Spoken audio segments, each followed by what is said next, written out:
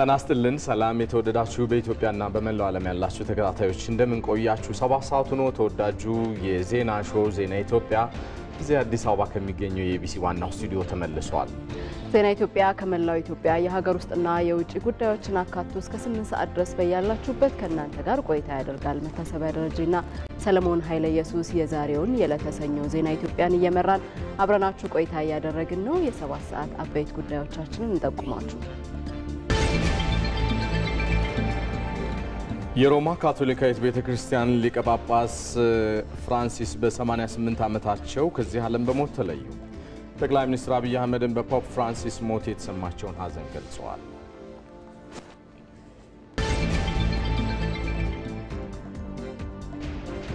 የሀገር ውስጥ ተፈናቃዮች በምርጫ ሂደት ትርጉም ባለው አግባብ እንዲሳተፉ ሁሉም ባለድርሻ አካላት የድርሻቸውን እንዲወጡ ተጠየቀ።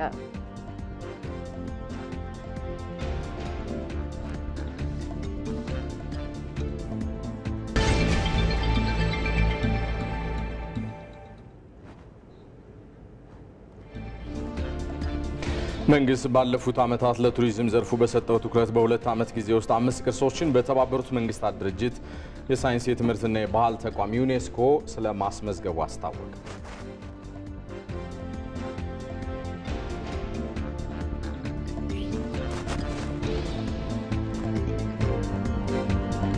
ከውጪ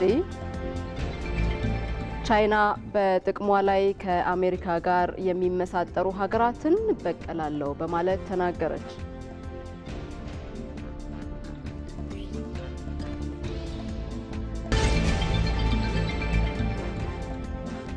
ሌስተር ሲቲ ከፕሪሚየር ሊጉ ተሰናብቷል። ከስፖርት ዓለም አቀፍ የመረጥነው ጉዳያችን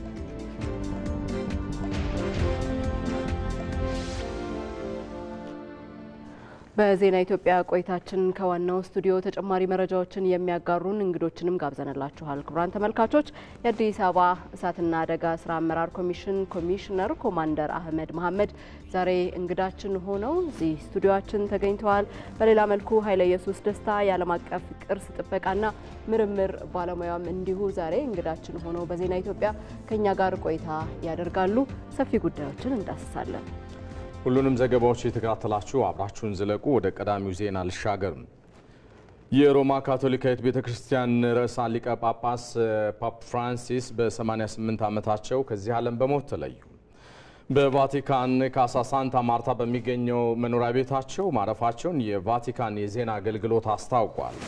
ከሰዓታት በፊት ብፁዕ ካርዲናል ፋሬል የርዕሰ ሊቃነ ጳጳስ ፖፕ ፍራንሲስ ሞትን በተመለከተም ሕይወታቸውን በሙሉ ለቤተ ክርስቲያን አገልግሎት የሰጡ ነበሩ በማለት በሐዘን መግለጫቸው ተናግረዋል። ጠቅላይ ሚኒስትር አብይ አህመድም በሮማው ካቶሊካዊት ቤተ ክርስቲያን ርዕሰ ሊቃነ ጳጳስ ፖፕ ፍራንሲስ ሞት የተሰማቸውን ሐዘን ገልጸዋል።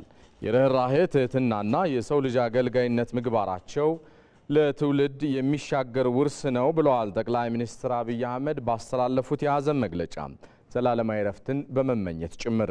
ፖፕ ፍራንሲስ በሮም በቅዱስ ጴጥሮስ አደባባይ በመገኘት በሺዎች ለሚቆጠሩ ምዕመናን እንኳን አደረሳችሁ መልእክት ካስተላለፉ ከአንድ ቀን በኋላ ስለማረፋቸው ነው የተሰማው።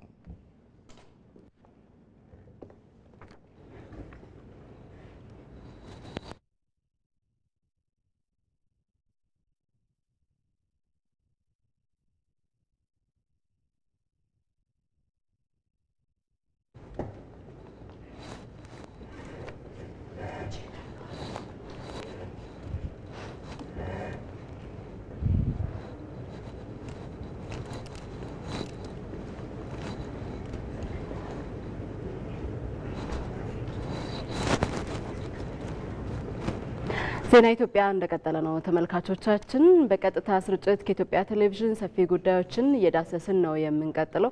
በክርስትና እምነት ተከታዮች ዘንድ የትንሳኤ በዓል በትላንትናው ዕለት በድምቀት ተከብሯል። ከዛ በፊት ደግሞ አርብ ዕለት እናንተም ምሽት የስቅለት ቀን እዚህ ስቱዲዮ ነበር ያሳለፍነውና በልዩ አቀራረብ ነበርን። የስቅለት በዓልም በተመሳሳይ በክርስትና እምነት ተከታዮች ዘንድ በድምቀት ታስቦ የሚውል በዓል ነውና እንደዚህ በዓላት በሚበዙበት ጊዜ ደግሞ በተለይ የእሳት አደጋ የመፈጠር እድሉ ብዙ ጊዜ ሰፊ ሲሆን እንመለከታለን። እንመለከታለን። በእርግጥም እዚህ አዲስ አበባና አካባቢው ብዙ ጊዜ እሳት የሚፈጠርባቸው የእሳት አደጋ የሚከሰትባቸው የበዓል ወቅት እንደሆነ በርከት ያሉ ጥናቶች እኛም በተለያዩ ዜናዎቻችን ስናነሳ ቆይተናል።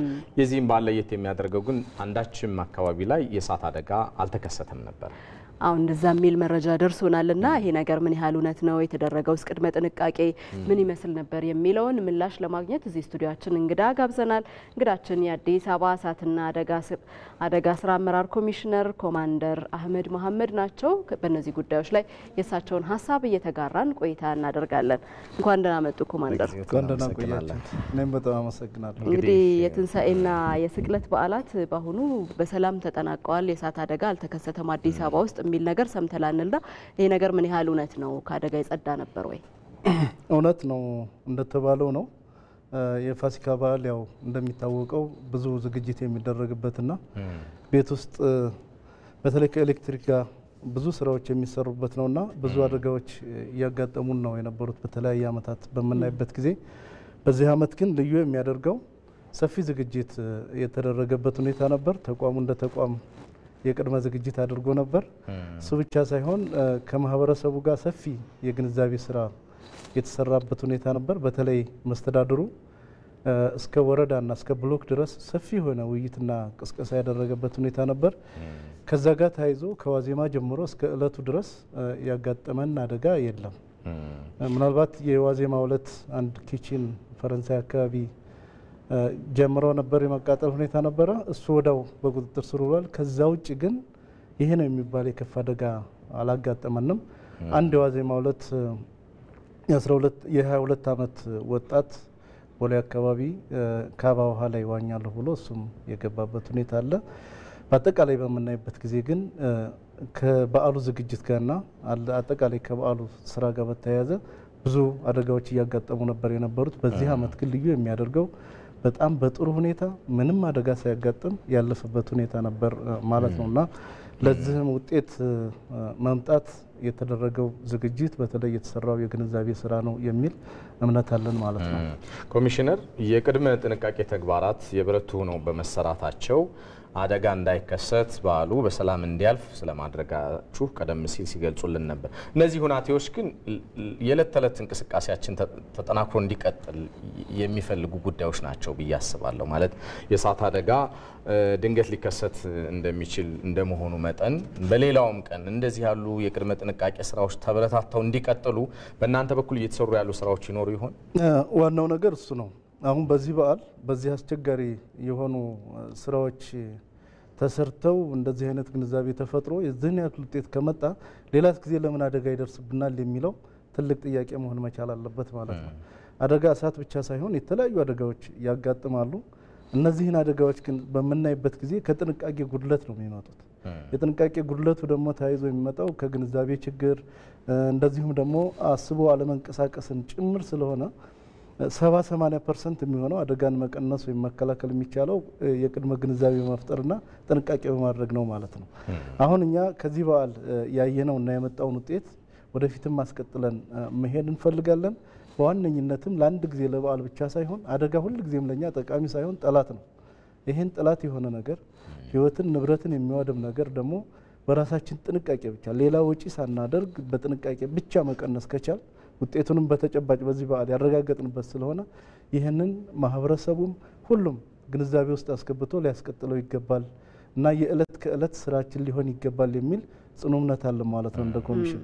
ስለዚህ ኮሚሽኑ ጊዜ ወስዶ ቦታ ሰጥቶ ይህንን የጥንቃቄና የግንዛቤ ስራ የሚሰራ ነው የሚሆነው። ህብረተሰቡን በዛ ልክ እንዲወስድልን መግለጽ እፈልጋለሁ።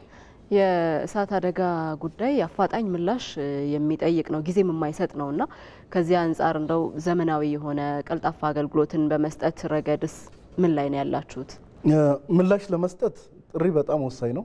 ጥሪዎችን ወይም ደግሞ መልእክቶችን ፈጥኖ መቀበል እጅግ በጣም ወሳኝ ነው።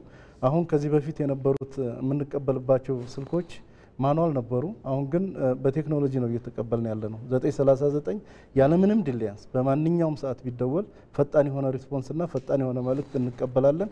በ30 ሴኮንድ ውስጥም ዲስፓች እናደርጋለን ማለት ነው። እያጋጠመን ያለው ችግር ከወጣን በኋላ መንገድ የመዘጋጋት ሁኔታዎች አሉ። እነዚህ ደግሞ በተለይ አሁን የኮሪደር ልማት ባለበት አካባቢ ላይ ፈጣን ምላሽ እየሰጠንና ለመውጣትም ለመግባትም ምቹ ሁኔታ እየተፈጠረ ነው ያለው አደጋንም ከመቀነስ አንፃር እጅግ አስተዋጽኦ አለው ማለት ነው። የአዲስ አበባ እሳትና አደጋ ስራ አመራር ኮሚሽን ኮሚሽነር ኮማንደር አህመድ መሐመድ ለጊዜዎትም ለሐሳቦትም በጣም ነው የምናመሰግነው። እኛም በጣም አመሰግናለሁ። ቴንክ ዩ። ይቀጥላል ተመልካቾቻችን፣ ሰፊ ጉዳዮችን እናነሳለን። አብራችሁን እስከ 8 ሰዓት ድረስ እንድትቆዩ በአክብሮት እንጠይቃለን።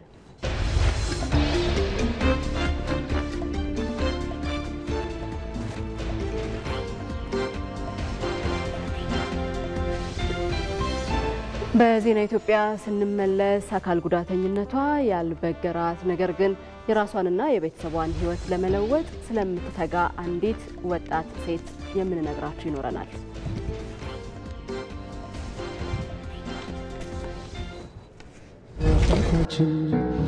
በሰማያት ያለ ተለይቶ ይሞገስ ክቡር ስምህ በፍቅር የተሰጠ የህይወት መንገድ በተግባር ያየነው ታላቅነት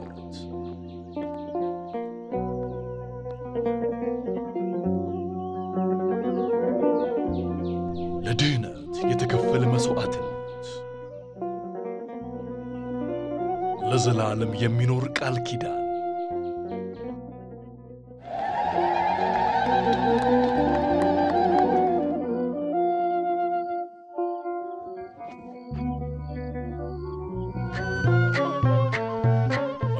ለብርሃን ትንሣኤው በሰላም አድረሳችሁ። ተከብር ፋሲካ በውጭ ሐዋላ ድርጅቶች የሚላክ ገንዘብ በባንካችን በኩል ሲቀበሉ እስከ ሚያዝያ 19 ድረስ ከዕለታዊ የምንዛሪ ተመን በተጨማሪ የ12 ብር ጉርሻ እንደሚኖሩት እየገለጸን እንዲሁም በኢትዮ ዳይሬክት ካሽጎና ፋስት ፔይ ገንዘብ በቀጥታ ወደ ኢትዮጵያ ንግድ ባንክ አካውንት መላክ በነፃ መሆኑን ለማስታወስ እንወዳለን። የኢትዮጵያ ንግድ ባንክ ሁሌም የሚተማመኑበት ባንክ። አባታችን በሰማያት ያለ ተለይቶ ይሞገስ ክቡር ስምህ። ተመልሰናል። የተወደዳችሁ እዚህ ሸጎሌ አካባቢ ከሚገኘው የኢቢሲ ዋናው ስቱዲዮ በቀጥታ ስርጭት እየተላለፈላችሁ የሚገኘው ተወዳጁ የዜና ሾው ዜና ኢትዮጵያ እንደቀጠለ ነው። በዝርዝር ልንመለከተው ወደ መረጥ ነው ሌላኛው ጉዳይ እንሻገር። መንግስት ባለፉት 5 ዓመታት ለቱሪዝም ዘርፉ በሰጠው ትኩረት በ2 ዓመታት ጊዜ ውስጥ ብቻ 5 ቅርሶችን በተባበሩት መንግስታት የሳይንስ የትምህርትና የባህል ተቋም ዩኔስኮ ማስመዝገብ ስለመቻሉ አስታውቋል። ይህም ኢትዮጵያ እስካሁን በዓለም ቅርስ መዝገብ ያስመዘገበቻቸው የሚዳሰሱና የማይዳሰሱ ቅርሶችን ብዛት በአጠቃላይ 18 ያደርሰዋል። ሀገሪቱ ይህንን ማሳካት የቻለችው መንግስት ለዘርፉ የሰጠው ትኩረት ከፍተኛ በመሆኑ እንደሆነ ይነገራል። ኢትዮጵያ ከዘርፉ መጠቀም እንድትችልም ማህበረሰቡ ሰላሙ በመጠበቅ ቅርሶችን መንከባከብ እንደሚገባውም ይነገራል። በጉዳዩ ዙሪያ ዘጋቢያችን መስከረም ቸርነት ያጠናቀረችው ዘገባ አለ። ተከታተሉትና እንመለሳለን። ቀደምት የሰው ዘር መገኛ የሆነችው ኢትዮጵያ የገዘፈ ታሪክ ባለቤት የበርካታ ባህል፣ ቋንቋና ቅርስ መገኛም ነች። ኢትዮጵያ ምንም እንኳን ቀደምት የሰው ዘር መገኛና የበርካታ ቅርሶች ባለቤት ብትሆንም ይህንኑ በማስተዋወቅና በመንከባከብ ከዘርፉ በሚጠበቀው ልክ አለመጠቀሟ ነጋሪ የሚያሻው አይደለም። ይሁን እንጂ ባለፉት ዓመታት ለዘርፉ በተሰጠው ትኩረት የቱሪዝም ዘርፉ ለሀገሪቱ ኢኮኖሚ እድገት እንደ አንድ ምሰሶ ሆኖ እንዲያገለግል ተደርጓል። የቱሪዝም መሰረተ ልማት ተደራሽነትን ከማሳደግ በዘለለ ለቅርሶች ትኩረት በመስጠት ባለፉት ዓመታት በሀገር አቀፍ ደረጃ 30 የሚሆኑ ቅርሶች ጥገና ተደርጎላቸው ለምተው ለአገልግሎት በቅተዋል። መንግስት በሰጠው ልዩ ትኩረት ሰፊ ስራዎች ተሰርተዋል፣ ውጤቶችም ተመዝግበዋል። በእነዚህ ጊዜያት ውስጥ እንግዲህ ከ30 በላይ የሚሆኑ ቅርሶች ከፍተኛ ሀብት ተመድቦ በእኛ በፌዴራል ቅርስ ባለስልጣን በኩል ጥገና ተደርጎላቸው ለምቶ አገልግሎት ላይ ውለዋል። ይሄን ማለት በክልል ደረጃ በየደረጃ ባለው መንግስታዊ አካላት የተጠገኑ ቅርሶችን አይጨምርም። እንደዚሁ ከ40 በላይ በተለያየ ምክንያት ከሀገር ወጡ ቅርሶችም በተሰራው ዲፕሎማሲያዊ ስራ ከባለድርሻ አካላት በጋራ በመስራት ወደ ከ40 በላይ ቅርሶችም እንደዚሁ ማስመለስ ችለናል። እስካሁን ባለው ሀገራችን በዩኔስኮ ደረጃ ያስመዘገበቻቸው ቅርሶች 18 ናቸው። 12 የሚዳሰሱና 6 የማይዳሰሱ ቅርሶች ናቸው። ከነዚህ ቅርሶች ውስጥ 5ቱ የተመዘገቡት ባለፉት 2 ዓመታት ነው። 3 የሚዳሰሱና 2 የማይዳሰሱ ቅርሶች በዚህ ረገድ ተቋሙ ከፍተኛ የሆነ መሻሻል እመርታ ያመጣበት ነው። ኢትዮጵያ ያሏትን ቅርሶች ለትውልድ ከማሸጋገር ባለፈ በሀገሪቱ ኢኮኖሚ ላይ ትርጉም ያለው ለውጥ እንዲያመጡና ቀጠናዊ አብሮነትን ማጎልበት እንዲያስችሉም እየተሰራ ነው። ከዚህ በፊት የነበረው ተሞክሮና ያለው እሳቤ የማህበራዊ ክላስተር ነበር። አሁን መንግስትም ለዘርፉ ትልቅ ትኩረት ከመስጠት አንፃር የኢኮኖሚ ክላስተር ውስጥ አስገብቷል። ከዚህ አንፃር የኢትዮጵያ ቅርስ ባለስልጣን ደግሞ እነዚህን ቅርሶች ለትውልድ እንዲተላለፉ ከማድረግ ባሻገር የኢኮኖሚ ተጠቃሚነቱ የዚህ አካባቢ ህብረተሰብ ከሌላ አካባቢ ጋር የማስተሳሰር ስራ እየሰራ ነው። ከጎረቤት ሀገራት ጋር የሚያስተሳስሩ ለምሳሌ ባለፈው የሶማሌ ያልተጻፈ የኢሳ ማህበረሰብ ያልተጻፈ ባህላዊ ዳኝነት ከጅቡቲ ከሶማሌ ጋር በጋራ ነው ያስመዘገብ ነው። አሁን ደግሞ በጅቡቲ በኩል ተጠይቀናል። የአፋር ባህላዊ ዳኝነት ስርዓት መዳንን በጋራ ለመስራት እንቅስቃሴ ላይ ነን። በሌላ በኩል ደግሞ በእኛ በኩል ጥናቱ አልፎ የቤኒሻንጉል ባህላዊ ሙዚቃ መሳሪያ ዋዛን በእኛ በኩል አጥንተን በሱዳን ጋር በጋራ ለማስመዝገብ እየሰራ ነው ያለነው። አንዱ የትኩረት አቅጣጫችን ከአፍሪካ ወንድሞቻችን ጋር ከጎረቤቶቻችን ጋር በጋራ የሚያስተሳስሩን ላይ በጋራ ፋይሉ ሰርቶ ወይ የተሰራው ስራ ላይ በጋራ የጋራ ካደረጉ በኋላ ማስመዝገብ አንዱ ትኩረት አድርገን የምንሰራው እሱ ነው። ሌላኛው ትኩረት አድርገን የምንሰራው ደግሞ እንደ ሀገርም የጋራ የሆኑ ወደ አንድ የሚያመጡን የጋራ የሆኑ ጉዳዮች ላይ ትኩረት እያደረግን ነው። ለምሳሌ እንሰት፣ ቡና፣ ሸማ ላይ ጥናት እየሰራን ነው። እነዚህ የጋራ የሆኑ ጉዳዮች ላይ ትኩረት እያደረግን ነው። ቅርሶች በዓለም አቀፍ ቅርስነት መመዝገባቸው ከሚኖራቸው ኢኮኖሚያዊ ፋይዳ በተጨማሪም ቅርሶቹ እንዲጠበቁ ያግዛል። ቅርሶቹ በሚገኙባቸው አካባቢዎች የሚኖሩ ማህበረሰቦችም የቅርሶችን ደህንነት እንዲጠበቅ ሰላምን ማጽናት ላይ መስራት እንደሚገባም ይነሳል። ቱሪስት አንድ ቦታ ለመጎብኘት የመጀመሪያው የራሱ ደህንነት ዋስትና ማስጠበቅ አለበት። ስለዚህ ይሄን ማድረጋችን የኢትዮጵያ ያላት ሀብት እውነት ለመናገር ሌላ ምንም ነገር ባይኖራት ኢትዮጵያ በቱሪዝም ብቻ መኖር የሚችል ሀብታም ሀገር እንዲሁ ፈጣሪ አዳልቷል ከተባለ ኢትዮጵያ አዳልቷል ማለት ይቻላል። እና አየር ንብረቷን ብትዩ የውሃ ማማነቷን ብትዩ ተፈጥሮ 70% የአፍሪካ ተራሮች የሚገኙት የኢትዮጵያ ውስጥ ነው። ይሄ መረጃ አለ በእጃችን ያለው እና ይሄ ለሃይኪንጉ ለትሬኪንጉ በጣም ወሳኝ ነገሮች ነውና ይሄንን ማድረጋችን መሰረተ ልማት አሟልተን መስራት ከቻልን በቱሪዝም ብቻ መኖር እንደምንችል ነው። ግጭት በተፈጠረባቸው አካባቢ ከሁሉም በላይ ጉዳት የደረሰው ቅርሶች ላይ ነው። ይጎዳሉ፣ ይዘረፋሉ።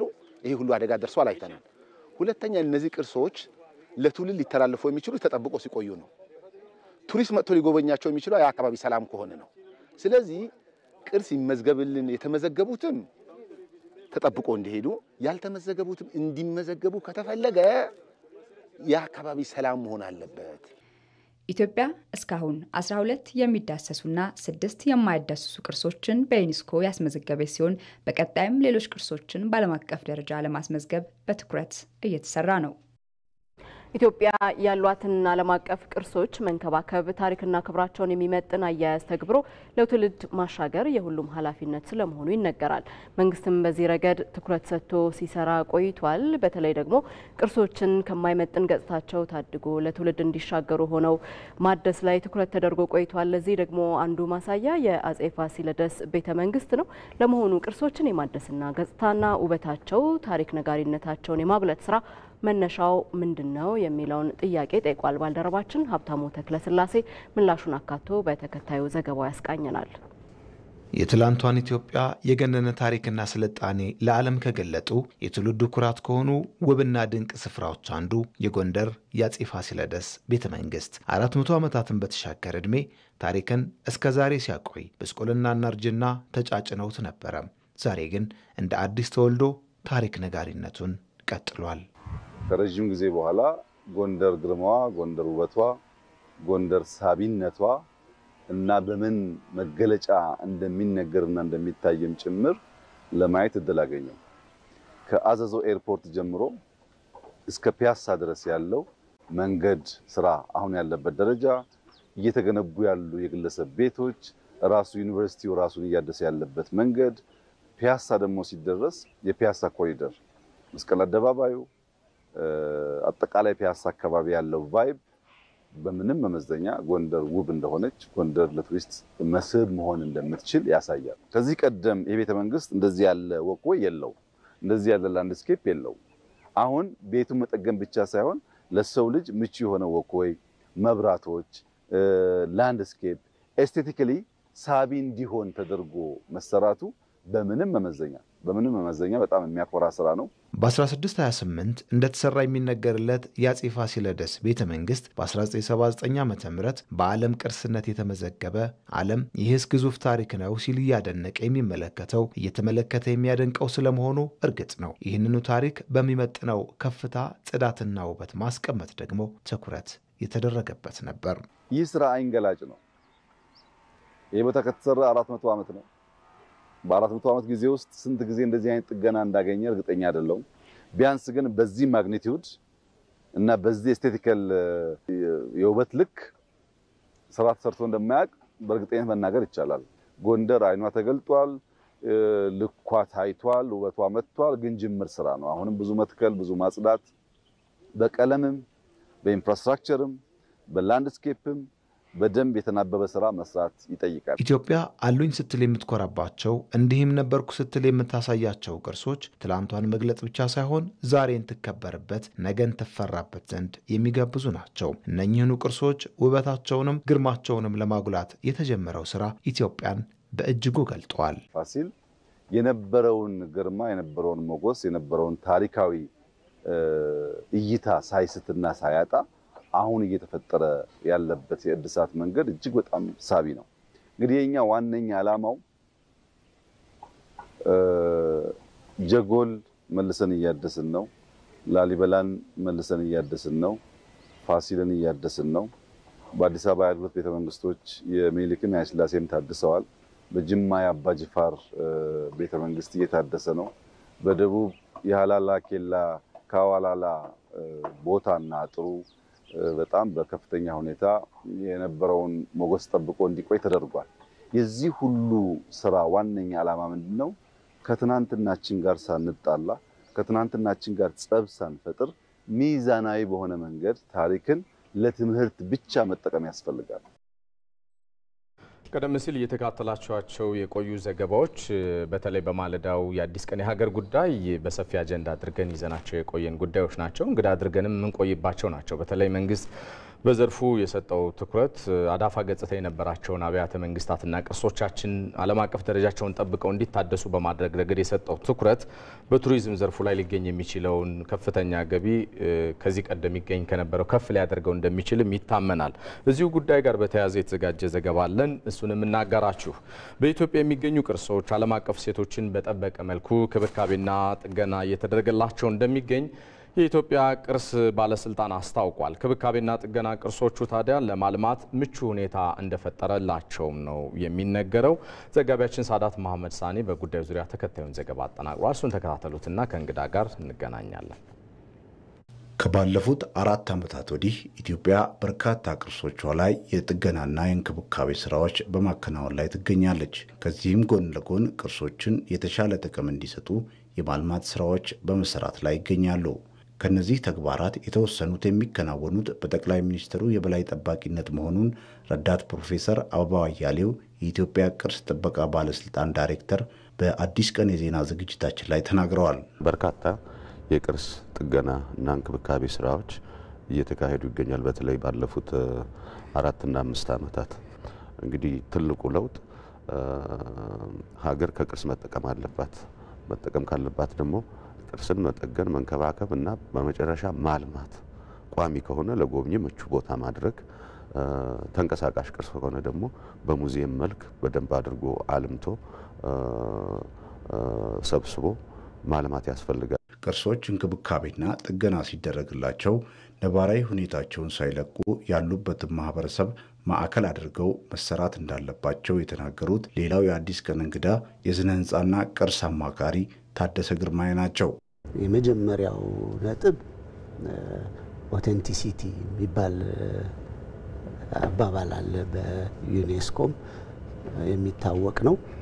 ቅርስ መሰረታዊ ይዞታውን ሳይቀይር ባለበት ሁኔታ መጠበቅ አለበት ተብሎ ይታመናል። ለዚህም 2 እሳቤዎች አሉ። ያው የተለያዩ አይደሉም፣ የተያያዙ ናቸው።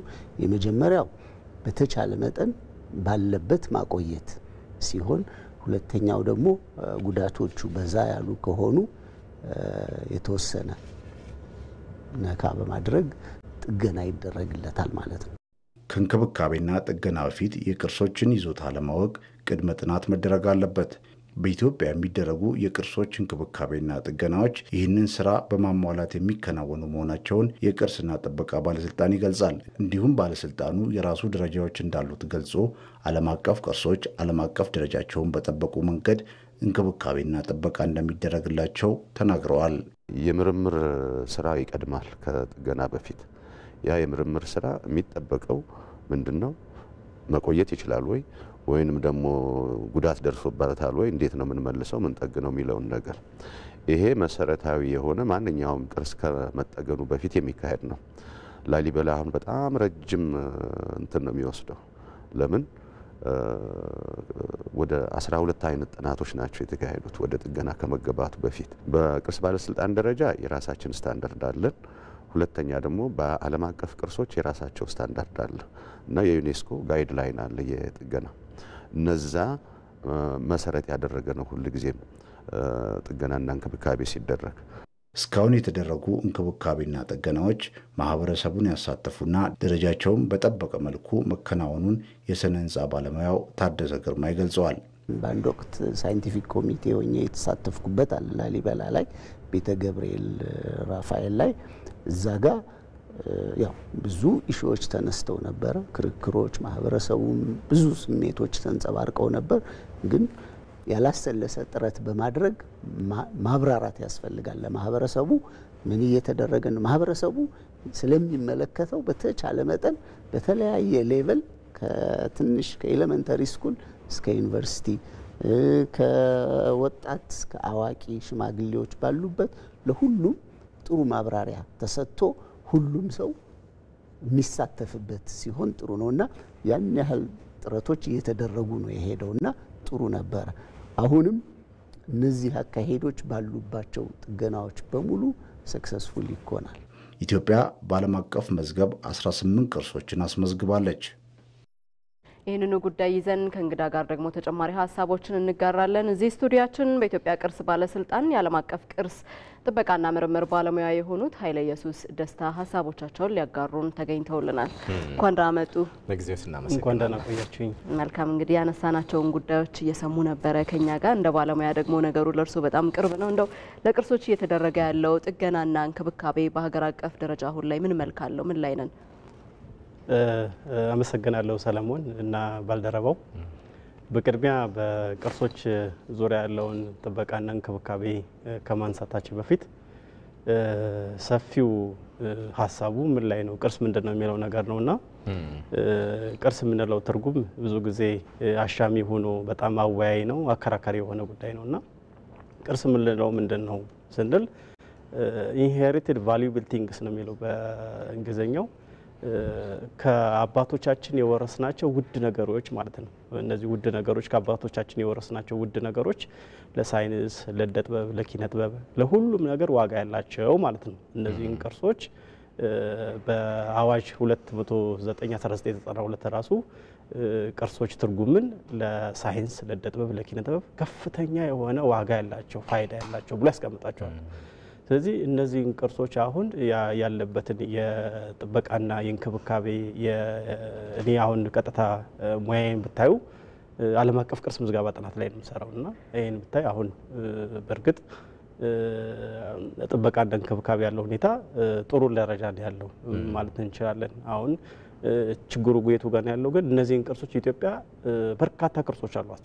በመላው ሀገሪቱ ያሉ ብዙ ቅርሶች ስላሉ እነዚያን ቅርሶች በሙሉ ተለይተው አንዱ ሄሪቴጅ ማኔጅመንት ስንል ቅርስ አስተዳደር ስንል አይደንቲፋይ ማድረግ ነው፣ አይደንቲፊኬሽን ነው። እነዚህን ቅርሶች በሙሉ ተለይተው ተመዝግበዋል ወይ ብለን ስናስብ እንግዲህ ምዝገባው ዓለም አቀፍ ምዝገባ አለ፣ ሀገር አቀፍ ምዝገባ አለ። ትልቁ ችግር ምንድነው? ሁሉም ቅርሶች ተመዝግበው አላለቁም። እነዚህ ምዝገባ ከሌለ አንድን ቅርስ ተመዝግቦ ይሄ ቅርስ ነው ብሔራዊ ቅርስ ነው ስንል ወደ ዓለም አቀፍ ቅርስ እናስገባውና ምዝገባው አልተጠናቀቀም። ስለዚህ አሁን ምንድነው አንዳንድ ቦታዎች ላይ በሚሰሩ ልማት ስራዎች ጋር ጥበቃው እንክብካቤ ምናምን ብዙ ክፍተቶች እናያለን። በዛም ግን እነዚህ ቅርስ ተመዝገበ አልተመዘገበ ምናምን የሚባሉ ነገሮች እናያለንና በእኔ በራሴ ግምገማ ራሱ እንደ አንድ ቅርስ ባለሙያም እንደ አንድ ቅርስ ፕሮፌሽናል ለቅርሶች ላይ እየተደረገ ያለው ጥገና ብዙ ጥገናዎችን እያየን ነው። ከባለፉት በፊት ከነበረው ሁኔታ በጣም በተሻለ መልኩ ብዙ ጥገናዎችን እያየን ነው። በአገሪቱ ባሉ ጅማ ላይ ብናይ፣ ጎንደር ላይ ብናይ ይቻላል። ኢቭን ራሱ አዲስ አበባ ውስጥ ያላሉ ቤተ መንግስቶችን አድሶ ጠግኖ አድሶ አጽድቶ ለመዳረሻ ከማድረግ አኳያ ያሉ ነገሮች ራሱ ጥሩ ደረጃ ነው ብዬ የራሴ ግምገማ ማስቀመጥ ይቻላል። ኃይለ ኢየሱስ ቀደም ሲል እንዳነሱት ነው በዚህ በአዲስ አበባ ከታላቁ ቤተ መንግስቱ የአብያተ መንግስታት እድሳት፣ የጅማ የጎንደር አብያተ መንግስታት እድሳት፣ የሀረር ጀጎልና ሌሎችም ዋና ዋና ቅርሶች በሚገኙባቸው አካባቢዎች ላይ እየተሰሩ ያለ ስራ ምናልባት በዓለም አቀፍ ደረጃ በቱሪዝም ኢንዱስትሪው ዘርፍ ኢትዮጵያ ልታገኝ የምትችለውን ጥቅም ከፍ እያደረገላት የመጣ ይመስለናል። ጥገና ለማድረግ ታሳቢ የምታደርጓቸው ዋና ዋና ነገሮች ግን አሉ ብዬ ደግሞ አስባለሁ። ለምሳሌ በዓለም አቀፍ ደረጃ የተመዘገበም ያልተመዘገበም ጥገና ሲደረግለት ዋናው ነገር መቼም የቱሪስት ስበቱን ወደ ኢትዮጵያ እንዲመጣ ማድረግ ይመስለኛል እና ታሳቢ የሚደረጉ ዋና ዋና የጥገና መስፈርቶችስ የትኞቹ ናቸው ብንል ምን ማለት እንችላለን? ኦኬ ጥሩ ጥያቄ ነው። በእርግጥ ይህን ጥያቄ እኔ ያው ቅርስን የሚመለከት ስለሆነ ነው እንጂ የዚህ የጥገና ባለሙያም ቀጥታ የጥገና ባለሙያ አይደለሁም። ይሄን አድማጮቻችን እና ይሄን ፕሮግራም የሚመለከቱ እንዲያውቁልኝ እፈልጋለሁ። ነገር ግን እንደ አንድ ቅርስ ባለሙያ ዓለም አቀፍ ቅርስ የምንለው ነገር አለ። በዩኔስኮ አንድን መስፈርት አሟልቶ የዓለም ሕዝብ ቅርሴ ነው ብሎ የፈረመበት ማለት ነው ዓለም አቀፍ ቅርስ ነው። ትክክል ነው። ከዛ ደግሞ ብሔራዊ ቅርስ አለ። ብሔራዊ ቅርስ ነው ከሌሎቹ ቅርሶች ተለይቶ ወደ ዓለም አቀፍ ደረጃ ለመግባት አንድ ደረጃ ከፍ ያለ ማለት ነው። ስለዚህ እነዚህን ቅርሶች ጥገና ሲደረግ ታሳቢ የሚደረጉ ብዙ ነገሮች አሉ። የመጀመሪያው ታሳቢ የሚደረገው ጥናት ሲደረግ ይህን ቅርስ ጥገና ለማድረግ ታሳቢ የሚደረገው ምንድነው? ይሄ የቅርሱን እሴት ምንድነው በዩኔስኮ ዩኔስኮ የሚያስቀምጠው ምንድነው? ዓለም አቀፍ ቅርስ ሲሆን አውትስታንዲንግ ዩኒቨርሳል ቫልዩ ይላል። አውትስታንዲንግ ዩኒቨርሳል ቫልዩ ማለት የላቀ እሴትነት ማለት ነው። ያ የላቀ እሴትነት የሚለው ለቻይና፣ ለኢትዮጵያም፣ ለኮንጎም ፋይዳ እንዲኖር ያደረገው እሴት ማለት ነው። ያችን እሴት ጥገና ላይ በፍጹም ሉዝ ማድረግ የለበት። አውትስታንዲንግ ዩኒቨርሳል ቫልዩ እንግዲህ ኦቶንቲሲቲው እንዳለን እውነተኝነት ያለው ነው። ቅርሱ እውነተኛ ሲሆን ወደ ጥገና ወደ ዓለም አቀፍ ቅርስ ነው የሚገባው። ስለዚህ ያችኛውን እሴት በምን አይነት መልኩ ቅርሱ እሴቱን ሳያጣ ቅርሱ ይዘቱን ሳያጣ በምን አይነት መልኩ ጥገና ይደረግላታል? ሰፊ ጥናት ነው የሚደረገው። ከዛ ራሱ ያ የጥገና ፕሮፖዛሉ እንደገና ወርክሾፕ ላይ ቀርቦ ወርክሾፑ ላይ ይገመገማል። ስለዚህ ምሁራን ከዩኒቨርሲቲ ይመጣሉ፣ እንደኛ ቅርስ ባለሙያዎች ይመጣሉ፣ ከቢሮዎች ይመጣሉ፣ ከባህልና ቱሪዝም ቢሮዎች ይመጣሉ። ስለዚህ ይሄ ቅርስ በዚህ መልኩ ነው ሊጠገን የታሰበው ተብሎ ይቀርባል። አይ ይሄ እንዴ ነው ሐሳብ ተወር ከዛም በኋላ ፕሮፖዛሉ አፕሩቭ ይደረጋል ማለት ነው እንጂ ዝም ብሎ ቅርስ አይጠገንም። በዓለም አቀፍ ደረጃ ያሉ ዋና ዋና መስፈርቶችን ግምት ውስጥ በማስገባት በትክክል ቅርሱ ዓለም አቀፍ ሆኖ ሲመዘገብ እንዲመዘገብ ያደረገውን እሴት እንደጠበቀ ማለት ነው። በዚህ በጥገናና የማስዋብ እንዲሁም እንክብካቤ ማድረግ ሂደት ውስጥ በርካታ ቅርሶችን እያስተዋልን እንገኛለን። አሁን ላይ በተለይ የተሻሻሉ ነገሮች እንዳሉ እርሱም ሲያነሱልን ነበርና የቱሪስት ፍሰቱን ከመጨመር አንጻር እና አጠቃላይ ደግሞ የቱሪዝም ዘርፉን በማነቃቃት ረገድ ምን አይነት አስተዋጽኦ ይኖረዋል? እውነት ለመናገር እኔ ቅድም ለማንሳት ሞክሬዋለሁና አሁን ቅርሶች ላይ ያሉ ነገሮች አዳዲስ መዳረሻዎችን ከማልማት አኳያ ቅርሶች ላይ ጥገና ተደርጎ ተደራሽ እንዲሆን ከማድረግ አኳያ እየተሰራ ያለው ስራ በጣም አንድ ባለሙያ እንትን አፕሪሼት ማድረገው ነገር ነው። ምክንያቱም የሚጠበቅ ነገር አይደለም እና ነገር ግን አሁን አንድ ቱሪስት ከአገሩ ሳምቲንግ ሳምዌር ፖላንድ ብለን የምነሳ ከፖላንድ ተነስቶ ኢትዮጵያ ሲመጣ መጀመሪያ ኮንሲደር የሚያደርጋቸው ነገሮች አሉ። ሴፍቲ ነው፣ ራሱን ሴፍቲ ነው። አሁን ካለን ሀብት እኔ ባለፈውም ከእናንተ አንድ ባልደረባ ጋር መስክ ቆይታ ነበር እና ኢትዮጵያ ካላት ነገር አንጻር ስናል በቱሪዝም ብቻ መኖር የምትችል እንደሆነች እኔ በማስረጃ ነው መናገር የምችለው። በቱሪዝም ብቻ መኖር ትችላለች ያሉ ነገሮችን እንግዲህ ቱሪስቱ ከሀገሩ ተነስቶ ከፖላንድ ተነስቶ ኢትዮጵያ እንዳይመጣ የሚያደርጉ ነገሮችን መቅረፍ ከቻለን እውነት ለመናገር በማስረጃ እኔ በማንኛውም ጋር በእንትን መነጋገር ይቻላል። በማስረጃ ከቱሪዝም ብቻ መኖር ትችላለች ኢትዮጵያ ውስጥ ላይ የሌለ ነገር አንድ ምንድነው የሌለ እኔ ቱሪዝም ማስተርሴን የሰራሁት በቱሪዝም ላይ ነው። የቱሪዝም ምሩቅም ነው የጋንድ ቢኤ ቅርስ ቢሆንም ማለት ነው። ሲ ቱሪዝም ብቻ ነው የሌላት ይላል። እንግዲህ አሁን ሲ ቱሪዝም ምንድነው ቀይ ባህር ስለሌለን ማለት ነው። ከዛ ውጭ ኢትዮጵያ የሌላት የቱሪዝም አይነት የለም። ስፖርት ቱሪዝም ብትል ዋርት ምንም ከሄሪቴጅ ቱሪዝም ብትለው ላንድስኬፕ 70% የአፍሪካ ተራሮች የሚገኙት ኢትዮጵያ ውስጥ ነው ይላል። እነዚህን ተራሮች ለሃይኪንጉ ለትሬኪንጉ ምቹ አድርገን በቱሪዝም ብቻ መኖር እንችላለን። እነዚህ አንዳንዴ ሰለሞን ምን ጋር የሀሳብ ግጭት ይፈጠርብኛል። ስራ አስፈጻሚ ጋር ስናወራ ቅርስ ምንድነው ብለን ስናወራ የሀሳብ ግጭት ይፈጠራል። ምንድነው የሀሳብ ግጭት? እኔ ቅርስ ምለውና አስፈጻሚው ቅርስ የሚለው ነገር አንዳንዴ ባሪየር ይፈጠራል። ይሄ ባሪየር ከምንድነው የሚመጣው ብትል ቅርስ ማንነትህ ነው።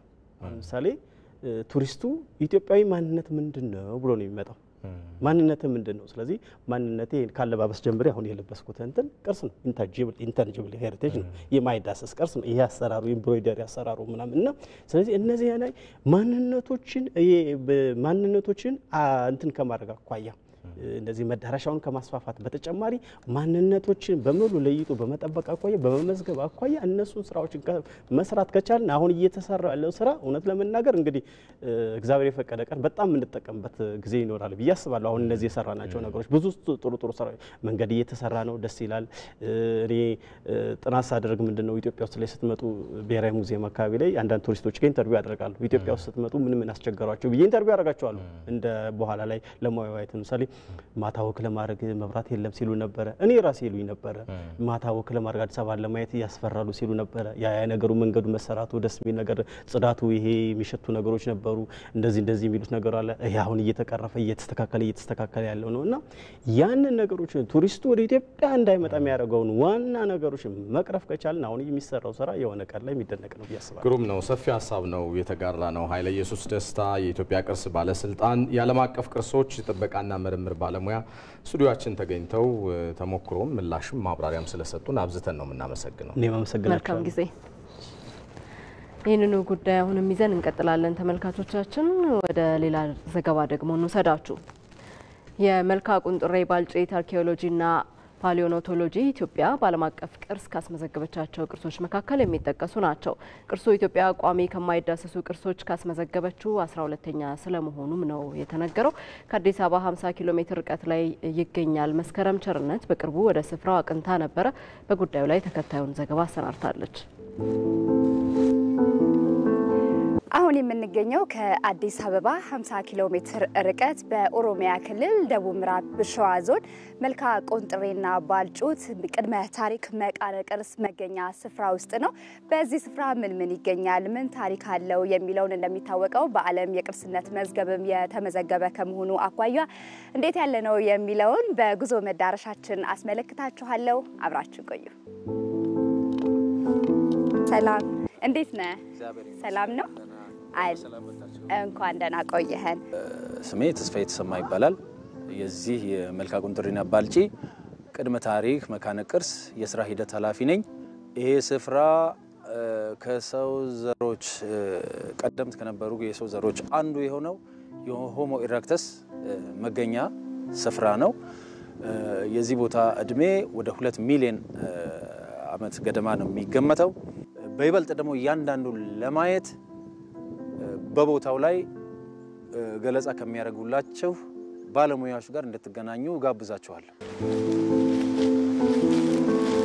እሺ፣ አመሰግናለሁ። ራስዎትን ያስተዋውቁ። እኔ ተስፋ ያራጌ ይባላለሁ። የምሰራው በቅርስ ባለስልጣን ነው።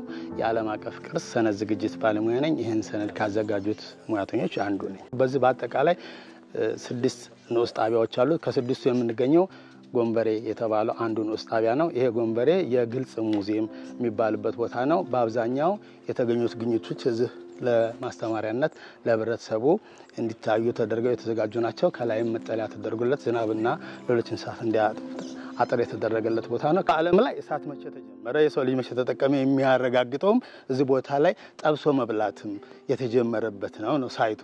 ታሪክ ስንል የጽህፈት ስራ ከተጀመረበት በኋላ ነው። ስለዚህ የጽህፈት ስራ በግራፊንግ ይሁን በመሳለም ይሁን ከተጀመረ በኋላ መረጃ አለን። የሰው ልጅ በምን እንደተጠቀም፣ ምን አይነት እንዳለፈ፣ ችግሮችን እንደተቋቋመ፣ እንዴት ለአሁኑ እድገቱ እንደደረሰ የምናጠና ግን በቅድመ ታሪክ ይህን አይነት የተጻፈ ነገር ስለሌለ ይህን መረጃ የምናገኘው በሁለት ነገሮች ነው። አንድም በሰው ልጅ በአካሉ ነው። በአካሉ ማለት በጥርሱ በአጥንቱ። ለምሳሌ አጥንቱም ጥርሱም የሰው ልጅ ይጠቀምበት በነበረው በአመጋገቡ ስለሚለይ በዘመን ሰው ኑሯል። ሁለተኛ ይጠቀምበት በነበረው የድንጋይ መሳሪያ 4 አይነት የድንጋይ መሳሪያ። መጀመሪያ እንደማንኛውም በጣም ያልሰለጠነ ረጋ ሰራሽ ነው። በኋላ ግን በጣም የተሳሉ የሚያመጡ ልክ ዛሬ በትልልቅ ሆቴሎች እንደምናገኛቸው ቢላዎች አሉ። ለመቁረጫ፣ ለመላጫ፣ ለማደኛ፣ ለመፍለጫ ይጠቀሙበታል እና የድንጋይ ዘመን በዓለም ላይ የስልጣኔ መገለጫ ነው።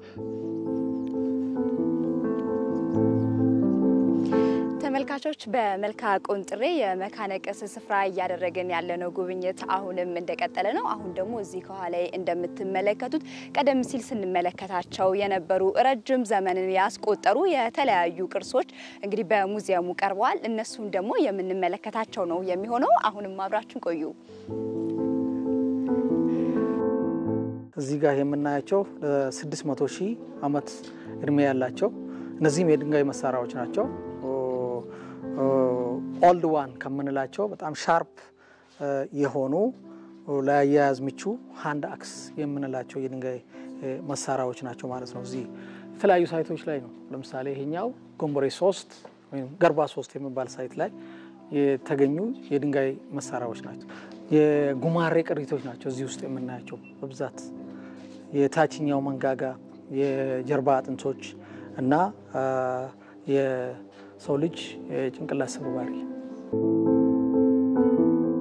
ተመራማሪዎች ከጣሊያን ከስፔን በፊት ደግሞ ከፈረንሳይ እዚህ ጋር መጥተው ጥናትና ምርምራቸውን ያደርጋሉ። ተማሪዎችን መጥተው ትምህርታቸውን አፕግሬድ የሚያደርጉበት እስከ ዶክተር ድረስ የደረሱ የውጭ ሀገር ተመራማሪዎች እዚህ ያሉ። እንደውም እኛ ሀገር እዚህ አጋጣሚ ለምፈልገው የኛ ሀገር ተመራማሪዎችም እዚህ ጋር መጥተው ትምህርታቸውን አፕግሬድ ቢያደርጉበት ብዬ እመክራለሁ። ተመልካቾች በመልካ ቁንጥሬና ባልጩት የመካነ ቅርስ ስፍራ የቅርስ ግቢ ውስጥ እንግዲህ የነበረን ቆይታ ይህን ይመስላል። በሌላ የጉዞ መዳረሻ እንገናኛለን። ሰላም ጊዜ።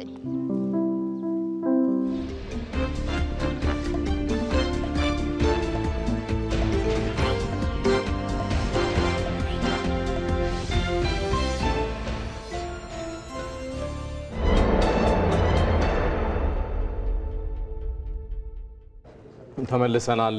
የተወደዳችሁ ከኢትዮጵያ ቴሌቪዥን በቀጥታ ስርጭት የተከታተላችሁት የምትገኙት ተወዳጁ የዜና ሾው ዜና ኢትዮጵያ አጀንዳ ዘገባው ላይ ደርሷል። ቀደም ሲል መግቢያችን ላይ ጠቆም ለማድረግ ሞክረናል። መረዳዳት፣ መተሳሰብ ሰፊ ባህልና እሴት ካላቸው የዓለም ሀገራት በዚህኛው ጎራ ማለት ነው አንዷ ኢትዮጵያ ናት እና በጣም ብዙ የመረዳዳት እሴቶች አሉን አይደል? በጣም በዓላት ሲመጡ ጎልተው የሚታዩ ነገር ግን ከበዓላት ጊዜም ውጪ እንዲሁ የተለመደ በሚባል ደረጃ መረዳዳቱ ጎልቶ የሚታይባት ሀገር ናት ኢትዮጵያ። ባህላችንም ጭምር ነው። አንተ እየበላህ የሌለው ደግሞ እንዲሁ ተኝቶ አያድርም፣ ያለህን ታካፍላለህ። ይሄ የመረዳዳት እሴት በዓላት ላይ ሲሆን ደግሞ ይበልጥ ይደምቃል። አዎ፣ መገለጫዎቹ በዓላት ላይ ሲሆኑስ እንደምን ያሉ ናቸው? በየትኞቹ የእድሜ ክልል ያሉ የማህበረሰብ ክፍሎች ይረዳዱበታልና ተያያዥ የመሳሰሉ ጉዳዮችን እናነሳለን። ዘገባ አለን። ለሀገር ብዙ ውለታ የከፈሉ አረጋውያንን የመደገፍና የማገዝ መልካም ስራ ላይ ወጣቱ ትውልድ በንቃት መሳተፍ ይኖርበታል ሲባል ብዙ ጊዜ ይሰማል። በበዓላት ወቅት ጎልቶ የሚታየው ይሄው የመረዳዳት መልካም እሴት ታዲያ በማንኛውም ጊዜ ተጠናክሮ መቀጠል እንደሚኖርበትም የባይሽ ኮልፌ በጎ አድራጎት ማህበር አባላትና አረጋውያን ይናገራሉ። ባልደረባችን ምንተስኖት ይልማ በስፍራው ባቀናበት ወቅት ተከታዩን ዘገባ አጠናቋል። ተከታተሉትና እንመለሳለን። ወይዘሮ መሰረት ጌታቸው ከ30 ዓመት በፊት ባጋጠማቸው ድንገተኛ አደጋ ምክንያት ቀና ብሎ መራመድ ሳይችሉ ቆይተዋል። ከዚህ ህመማቸው በተጨማሪ አጠገባቸው የሚረዳቸው ሰው ማጣታቸው አስከፊ ችግርን እንዲያሳልፉ እንዳደረጋቸው ይናገራሉ። ቤት ነበረ፣ በዝናብ በጥቀርሻ ምንም ጠያቂ የለ ምን የለ። ውሃው እንዲህ እየሄደ ጥቀርሻ የነበረው አድሮ ይነጋል። ባራው ዋጋ የለውም። እንደ ወይዘሮ መሰረት ሁሉ ካለባቸው የጤና ችግር የተነሳ ሰርተው መብላት ባለመቻላቸው በተለይ በበዓል ወቅት በራቸውን ዘግተው እንደሚያሳልፉ የነገሩን አረጋውያን በልበቀናዎቹ ድጋፍ ለዚህ መድረስ መቻላቸውን ያስረዳሉ። ልጆች ቢኖሩኝም ምንም የሚረዱኝ የተወደሽ የሚሉኝም ነገር የለም። ቤቱም ቢሆን እንኳን አብስዬ የምበላበት ቀርቶ አይደለም እንኳን ማበስለው ቀርቶ ለለትም ቂጣ ጋግሬ የምበላው የሌለኝ ሴት ነኝ። ባዶ ቤት ነው ያለሁት። እኔ አሁን ሙቸ ባድር ማንም የሚያየኝ የለም። ኢትዮጵያ መረዳዳት ያውቅበታል። አሁንም ቢሆን የወደቅነውን የተጎዳነውን አላገኝ ብለው ነው እንጂ ኢትዮጵያ ሕዝብ አሁንም አይጨክንም። የመረዳዳት ፍቅሩ ምክሩ ይኑረን፣ እንረዳዳ። እኔ በኤርትራ ስራ ነበረ አሁን ይውላ ፍንጫዬ ኦፕሬሽን ሆነ። ይሄም ኦፕሬሽን ከዚህ ተቆርጦ ለዚህ ገባ። አሁን ከዚህ በላይ እየተሰቃየው ነው። ወደ ከዚህ ወሰዱ፣ ለዚህ ሰጡ። ያስራ ቀረ፣ ያ ሩጫ ያሸክም ቀረ። ችግር አያጋጥማችሁ። የዓመት በዓል መጣ፣ ይኸው እየበላን ነው። ከህዝቡም ጋር እየጠጣን ነው። እየሰጣችሁ ነው። ዓመት በዓል መጣ የለም፣ ገና መጣ የለም አለ። በፊት አልነበረም። በጎረቤት በምን እኛም ከዚህም ከዛም ተሸክመን አምጥተን ኖርን። እድሜ ደጉ ኖርን እስካሁን። ከዛም በኋላ ደግሞ እነዚህ ልጆች እግዚአብሔር አዘዘልን። ይኸው ለ15 ዓመታት በዚህ መሰል በጎ ተግባር ስራ ላይ የቆየው የባይሽ ኮልፌ በጎ አድራጎት ማህበር አባል የሆነው ወጣት ውብሸት ተካ ለሀገር ብዙ ውለታ የዋሉ አረጋውያንን ቀጣይነት ባለው ሁኔታ መደገፍና መርዳት የሁልጊዜ ተግባር ሊሆን ይገባል ይላል።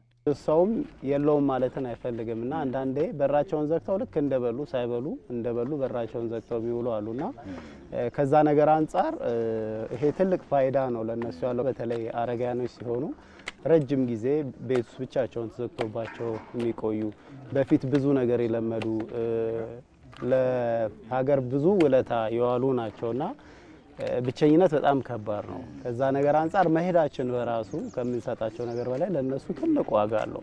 ይሄ የመረዳዳት ባህል መቀጠል አለበት። አሁን ላይ መሰረት ላይ ያላለፍከው ነገር ነገ ላይ አስቸጋሪ ነው የሚሆነው። በበዓላት ወቅት ጎልቶ የሚታየው የመደጋገፍና የመረዳዳት ልምድ ዘመን ተሻጋሪ መልካም እሴት ሆኖ በማንኛውም ጊዜ ተጠናክሮ መቀጠል እንደሚኖርበት በርካቶች ይስማማሉ።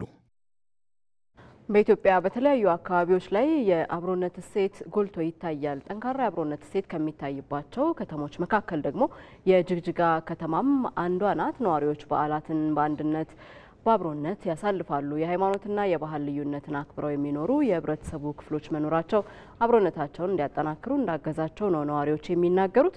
የዘንድሮውን የትንሳኤ በዓል በጋራ ካከበሩ የከተማዋ ነዋሪዎች ጋር ባልደረባችን ቴድሮስ ታደሰ በጋራ አሳልፎ ነበርና ያለው አጠቃላይ ድባብ ምን ይመስላል የሚለውን የራሱን ምልከታ በተከታዩ ዘገባው ደግሞ ለኛ ያስቃኘናል። በቀራንዮ ላይ ታየ ጎልጎታ ላይ ታየ ጅግጅጋ የደቀመለ መርካን ካህሎ ጅግጅጋ ጠንካራ የማህበራዊ ህይወት የሚታይባት ከተማ ነች። በሐዘንም በደስታም እንጠያየቃለን። በዓላትንም በአንድነት እናከብራለን። ፍርሃት ባንኩኖና አብሮ የመኖር ባህሉ ያው የኖረ ነው። አሁንም ያ ፍቅር ያ አብሮነት እስከ ዛሬ ድረስ እንግዲህ ያው ዘልቆ እስከ ጋብቻ ድረስ እስከ መዋለድ ድረስ ደርሰናል። ያ አብሮነታችን ማለት ነው። والله دردارن كان ጉድቢነያ waxay yahay ማህዲ ድንክ ደውለደ ታhay በጅግጅጋ የቋንቋ የባህልና የሃይማኖት ልዩነቶች ቢኖሩንም አንዱ የሌላውን አክብሮ ነው የሚኖረው። ጠንካራ ማህበራዊ እሴት ያለን በመሆኑ ተዋደን በአንድነት እንኖራለን። ሻዕብ ክልፍትርኪሱ የጋ እስቻይል ካቡራ እኛ ቤት አመት በዓል ሲሉ ይሆን እኛ ጋር ይመጣሉ፣ እነሱ ጋር ሲሆን እነሱ ጋር። አሁንም ይሄ የምታየው ቤት በጋራ ነው የምንኖረው ማለት እንችላለን። ያው እንደ እህት እንደ ወንድም ነው የምንተያየው። ያው በእነሱ ጾም ጊዜም እነሱ ጋር ሄደን እንኳን አደረሳችሁ ብለን አሁን የኛም ጾም ሲፈታ በጋራ ነው የምናከብረው።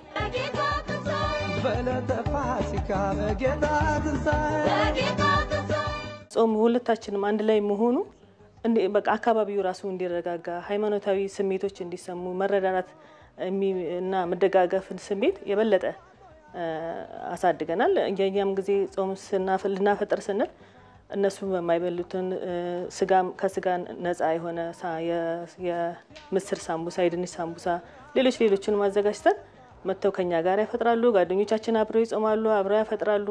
የነሱም ሲሆን እኛም እንሄዳለን ቤታቸው ለኛ በሚመች መልኩ ምግብ አዘጋጅተው በልተን ጠጥተን ተጫውተን እንለያያለን።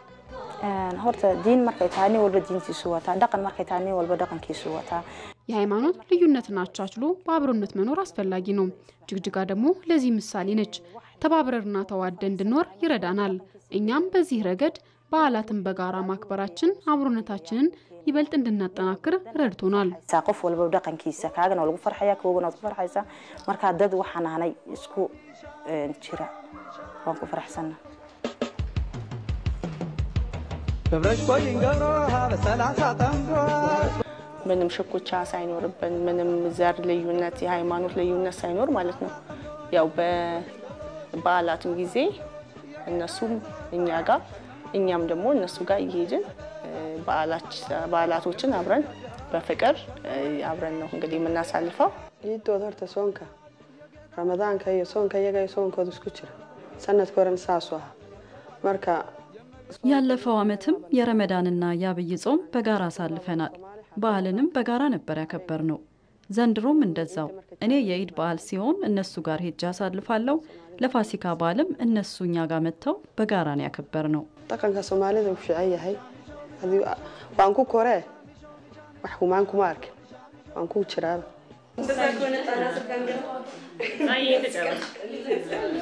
በእርግጥም በኢትዮጵያውያን የመረዳዳትና የመከባበር እንደዚሁም የመተዛዘን እሴቶች ሃይማኖታዊ ስርዓት ሳይቀር እንደማይገድባቸው አንዱ ሃይማኖት ከሌላው ሃይማኖት ጋር እሴቱን እንደሚጋራ በተለያዩ ዘገባዎች ያስቃየናችሁ ቆይተናል። እንቀጥላለን። ከዚህ ጉዳይ ሳንወጣ በተለያዩ ማህበራዊ ጉዳዮችና በበዓላት ወቅት በኢትዮጵያውያን ዘንድ አብሮነት የሚንጸባረቅባቸው ልማዶች እንደሆኑ ይነገራል። ይህንን አስመልክቶ ዘለግ ያለ ጊዜን ያስቆጠረ የወዳጅነት ታሪክ ካላቸው የኳስ ሜዳና አካባቢው የኢትዮጵያ ቡና ደጋፊዎች መረዳጃ እድር ማህበረተኞች ጋር ዘጋቢያችን ዛህራ መሐመድ ቆይታ ልታደርግ በቀጥታ መስመራችን መረጃዎችን ልታጋራን ከእንግዳ ጋር ትገኛለች። በተለይ አብሮነት መደጋገፍና እሴቶች በእድርና ባሰባሰባቸው ማህበር ውስጥ መገለጫዎቹ ምንድናቸው የሚለውንም ታጋራናለች። ሰላም ላንቺ ዛህራ፣ መረጃዎችን መቀጠል ትችያለሽ።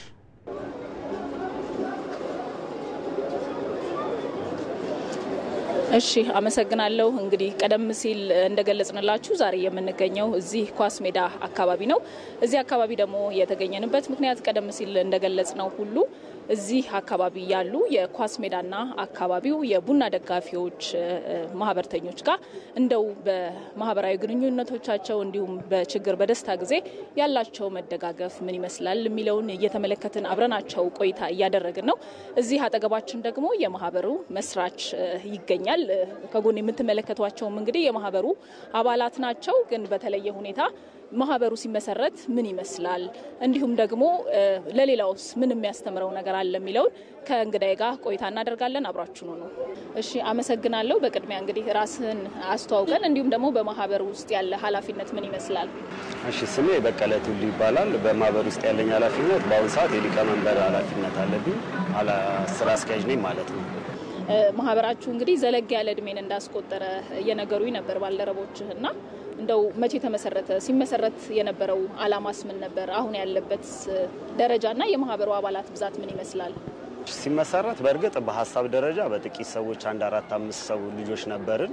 ሁሌ በአካባቢያችን ላይ ለምን እንደዚህ ነገር በጎ ስራም ቢሰራ በእድርም ቢሆን ተገናኝተን መጀመሪያ ስለ ክለባችን መልካም ነገሮችን ብናወራና ብንወያይ የበለጠ ይጠቅማል በሚል ቁጭ ብለን እናወራ ነበርና ይሄ ነገር ቀስ እያለ ስር እየሰደደ ለመጀመሪያ ጊዜ ለምን ተገናኝተን የምናገኛቸውን ሰዎች ሼር አናረግም ሀሳባችንን በሚል ለመጀመሪያ ጊዜ ስንሰበሰብ ወደ 27 ልጆች ነን።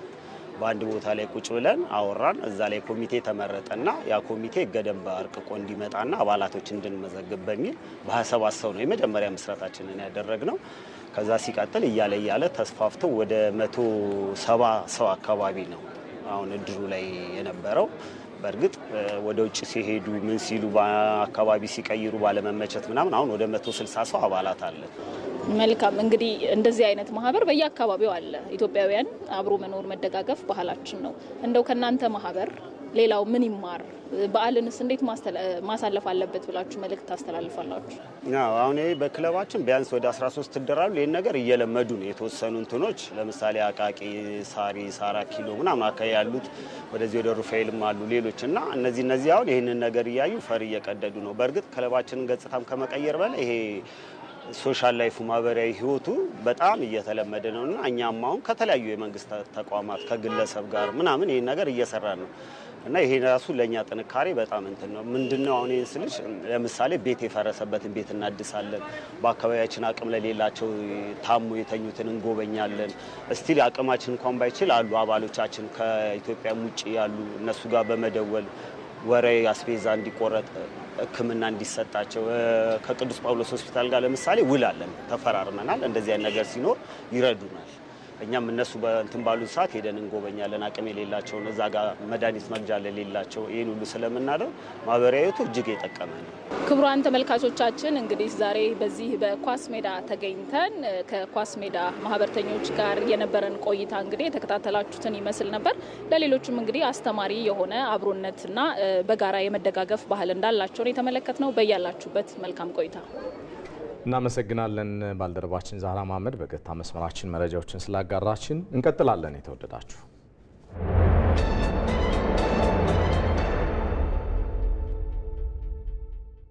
ዜና ኢትዮጵያ ቀጥሏል። አሁን ደግሞ ካፍታ በኋላ እንመለስበታለን። ወዳልናችሁ አንድ ጉዳይ ነው የምናልፈው።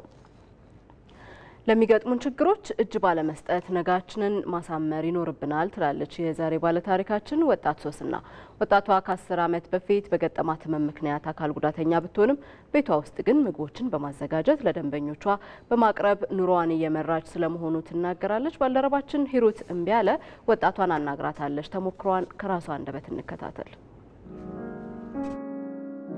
ህይወት መልከ ብዙ ናት። በቀን መፈራረቅ ውስጥ የመውደቅ አሊያም ጸንቶ አሸንፎ የመቆምን ሁለት መልክ በኑሯቸው ያዩ በርካታ ናቸው።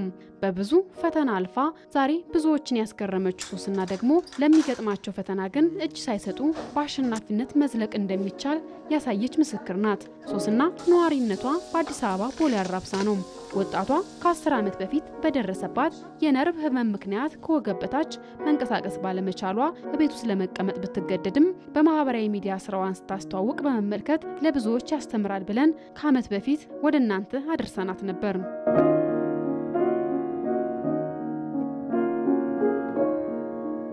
ያኔ በትንሹ የጀመረችው የተለያዩ ምግቦችንና ኬኮችን ዝግጅት አሁን ላይ የገቢ ምንጭ በመሆን ኑሯን እየደጎመችበት ትገኛለች። በጣም ጥሩ ነው። ሰው የሚሰጠኝ መልስ በጣም ደስ ይላል። ጥሩ ገበያም እያገኘው ነው። ሰዎች የኔን ስራ ባዩ ቁጥር የኔን ሁኔታ እያዩ በጣም ለነሱ ብርታት እንደሆነ እንዳበረቷቸውና ጥንካሬ ነው እንዳዩበት የሚገልጹልኝና ያንን ሰማ ደግሞ የበለጠ እንድገፋ እንድሰራ ያደርገኛልና ደስ ይላል። ስራ መስራት በመቻሏ ከሰው እጅ ጠባቂነት እንዳላቀቃት የምትናገረው ሶስና በቤቷ ውስጥ በምትሰራው የምግብ ዝግጅት ከለት ገቢ ባለፈ ጠንካራ ስነልቦናም እንደፈጠረላት ትገልጻለች። ብዙ ለውጥ አለው። አንደኛ መስራት በራሱ እንደምሰራ እንደምችል ማወቄ በራሱ የሞራል አቅም ደስ ይላል እኔ ውስጥ የሚፈጥርልኝ ነገር። በዛ ላይ ደግሞ የሰው እጅ ከማየት ለተለያዩ ጉዳዮችም ለብዙ ነገር ለመኖር አንድ ከሚያስፈልጉ ነገሮች አንዱ ገቢ ያስፈልጋልና ከሱ አንፃር ራሱ እኛ ብዙ ነገር ከበር አድርጓልና እግዚአብሔር ይመስገን ጥሩ ነው። በስራዋ ውጤታማ እንድትሆን የምታዘጋጃቸውን አገልግሎች ኩኪሶችና ኬኮች በመጠቀም የሚያበረታቷት ደንበኞቿ አቅም እንደሆኗት የምትገልጸው ሶስናም የኢትዮጵያ ብሮድካስቲንግ ኮርፖሬሽን በአዲስ ዓመት ስጦታ ባደረገላት የምግብ መስሪያ ቁሳቁስ ድጋፍ ሊቆም የነበረውን ስራዋን ከድሮ በተሻለ አጠናክራ እንድትቀጥል እንዳደረጋትም ትገልጻለች። ሰርፕራይዝ አለን ዛሬ ለባካችሁ ግቡ።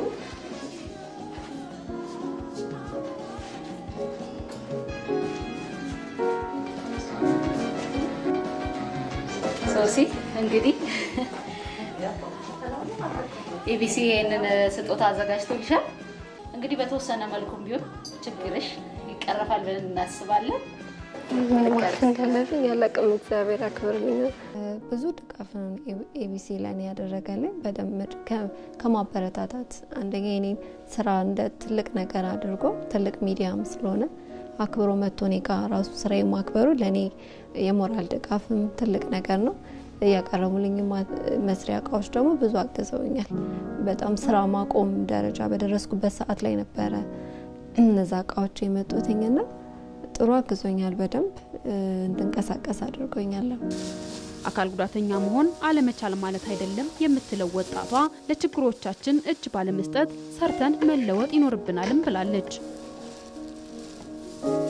ተመልሰናል ሊያስተምር ይችላል አይደል? ቀደም ሲል ያየነው ታሪክ በተለይ ባለ ታሪካችን ሶስና አካል ጉዳተኛ ብትሆንም ግን የራሷንም የቤተሰቧንም ህይወት ለመለወጥ ጥረትን ታደርጋለች። ባልደረባችን ሂሩት እንቢያለ ደግሞ ታሪኩን በራሷ መንገድ ቀደም ሲል አብራ ታሳልፋ ነበር። ለኛም ለተመልካቾችም ማጋርታለች። ከዚህ ቀደምም ይሄንኑ ጉዳይ አንስተን ነበር።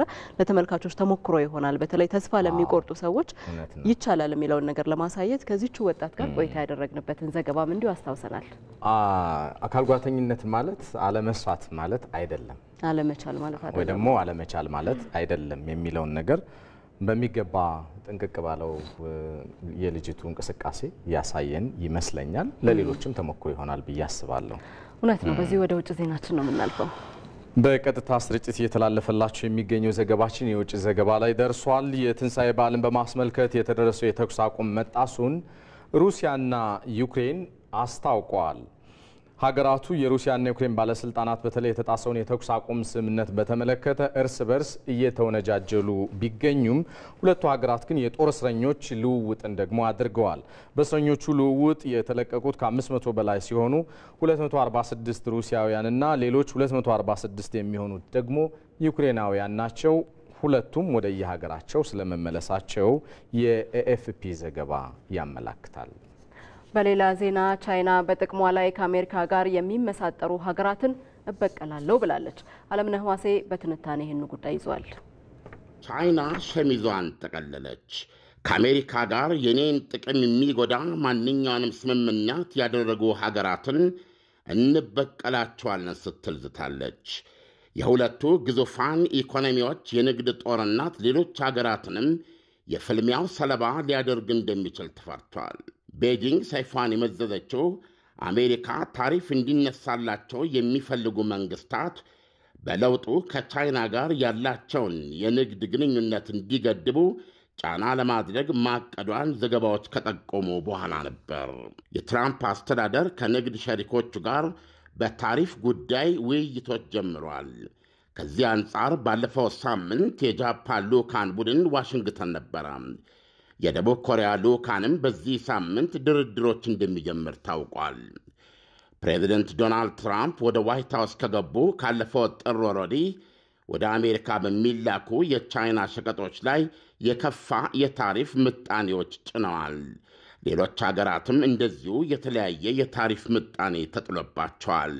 የቻይና 145% መሆኑ ይታወቃል።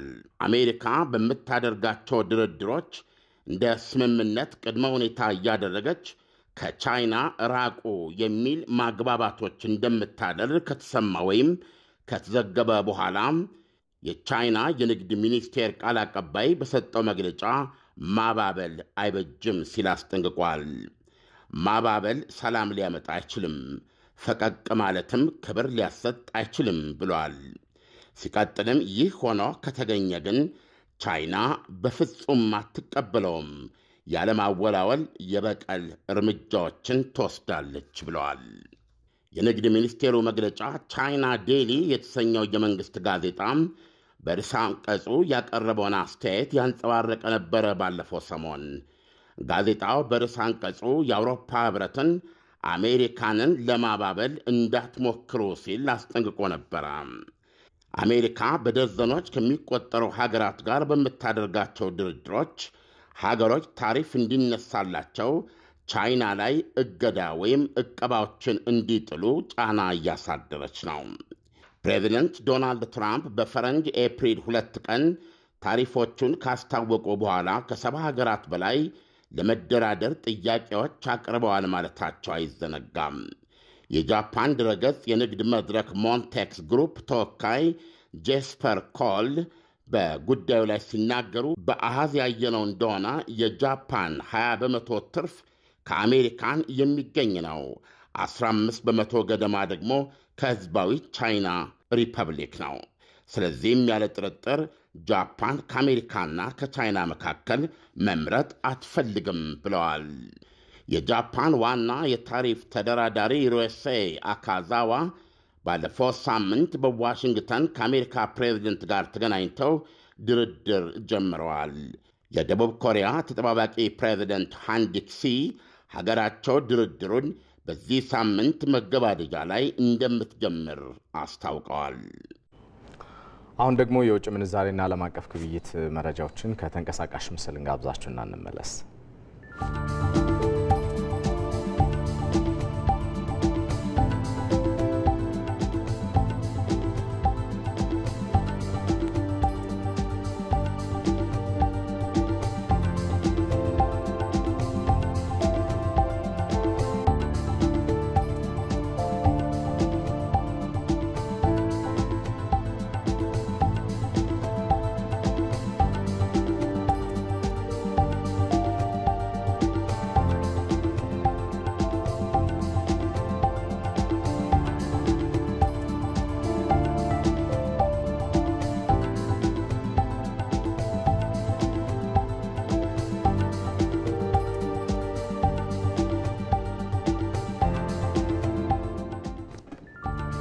ወደ ስፖርት ዘገባችን ስናልፍ ሌስተር ሲቲ ከፕሪሚየር ሊግ ተሰናበተ።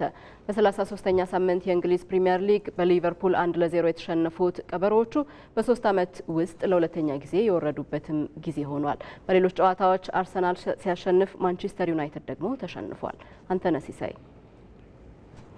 ሳውዛምፕተን ቀደም ብሎ መውረዱን ባረጋገጠበት የእንግሊዝ ፕሪሚየር ሊግ አሁን ደግሞ ሌስተር ሲቲ ወደ ሻምፒዮንሺፑ የተመለሰ ሁለተኛው ክለብ ሆኗል። በ33ኛ ሳምንት የእንግሊዝ ፕሪሚየር ሊግ መርሃ ግብር በሊቨርፑል 1-0 የተሸነፈው ሌስተር ሲቲ ባደገበት ዓመት ወደ መጣበት ተመልሷል። በሁሉም ረገድ ደካማ የነበሩት ቀበሮቹም ካደረጓቸው 33 ጨዋታዎች አራቱን ብቻ ሲያሸንፉ በ23 ጨዋታዎች ደግሞ ተሸንፈው ሊጉ ሊጠናቀቅ 5 ጨዋታ እየቀራቸው ለመሰናበት ተገደዋል። የ2016 የእንግሊዝ ፕሪሚየር ሊግ ሻምፒዮኑ ክለብ በዚህ ዓመት ስቴቭ ኩፐርን በማሰናበት የቀድሞውን የማንቸስተር ዩናይትድ ኮከብ ሩድ ቫን ኒስተልሮይን ቢሾምም የተለየ ነገር ማድረግ ሳይችል ወደ ሻምፒዮንሺፕ ወርዷል።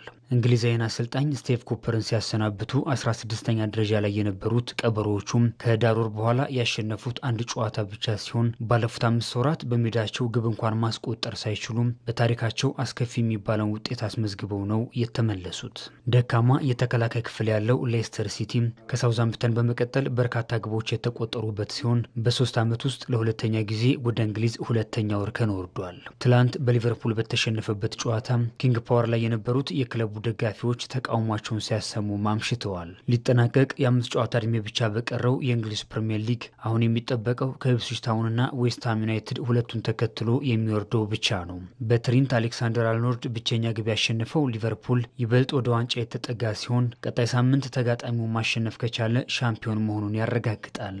በሌላ ጨዋታ ከሜዳ ውጭ ከኢፕስዊች ታውን የተጫወተው አርሰናል 4-0 አሸንፏል። ሊያንድሮ ትሮሳርድ የመድፈኞቹን 2 ግቦች ሲያስቆጥር ጋብሪኤል ማርቲኔሊና ኑዋነሪ አንዳንድ ግቦችን በስማቸው አስመዝግበዋል። በዚህ ዓመት ሊጉን የተቀላቀለው የኬረን ማኬናው ኢፕስዊች ታውን ከሊጉ ለመሰናበት ምናልባትም የአንድ ጨዋታ ዕድሜ ብቻ ይቀረዋል። በአውሮፓ ሻምፒዮንስ ሊግ ሪያል ማድሪድን በማሸነፍ ግማሽ ፍጻሜ የደረሱት መድፈኞቹም ምንም እንኳን ከሊጉ ፉክክር ውጭ ቢሆኑም የሁለተኛነት ደረጃቸውን ለማስጠበቅ ከተከታታይ ነጥብ መጣል በኋላ ወሳኝ 3 ነጥብ አግኝተዋል።